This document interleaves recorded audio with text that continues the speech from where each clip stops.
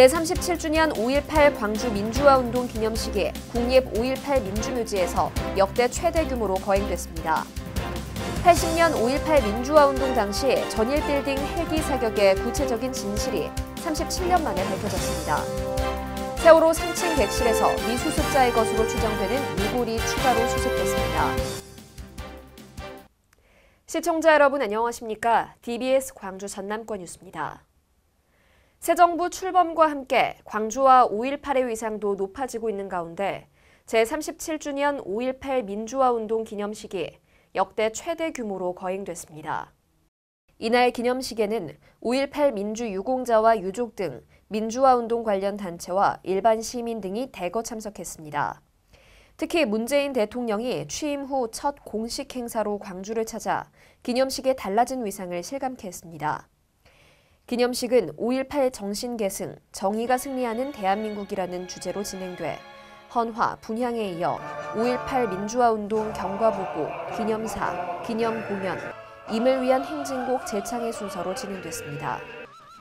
한편 올해 5.18 전야제는 백남기 농민가족과 세월호 유가족 등 국가폭력에 희생당한 민주가족들이 대거 참여한 가운데 치유와 연대의 장으로 꾸며져 추모 열기를 더욱 고조시켰습니다. 80년 5.18 민주화운동 당시 전일 빌딩 헬기 사격의 구체적인 진실이 37년 만에 밝혀졌습니다.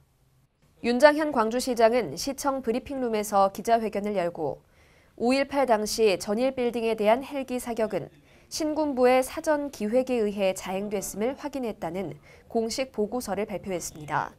보고서에 따르면 헬기 사격은 1980년 5월 27일 제1항공여단 61항공대 202, 203대대 소속 기동헬기에 의해 자행된 것으로 드러났습니다. 이러한 사실은 육군본부가 80년 5월 22일 헬기 작전 계획을 수립하라는 공식적인 작전 지침에 의거 사전에 기획돼 실행됐음이 확인됐습니다.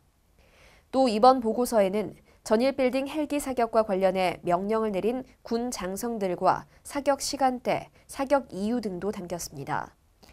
다만 아직 헬기 사격 명령자를 확인하지 못해 새 정부가 5.18에 대한 진실 규명을 명확하게 풀어내야 할 숙제로 안게 됐습니다. 세월호 미수습자 수색 작업이 속도를 내고 있는 가운데 세월호 3층 객실에서 미수습자의 것으로 추정되는 유골이 추가로 수습됐습니다.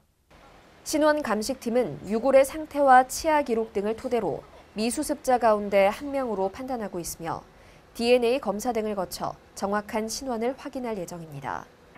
이곳에서는 지난 14일 유골 석점이 수습된 것을 시작으로 수색 과정에서 잇따라 유골이 발견되고 있습니다. 세월호 3층은 일반인들이 주로 머문 곳이지만 유골이 발견된 지점은 위층과 연결된 회전 계단 인근이라 단원고 학생과 교사들도 자주 이동한 곳입니다. 시청해주신 여러분 고맙습니다.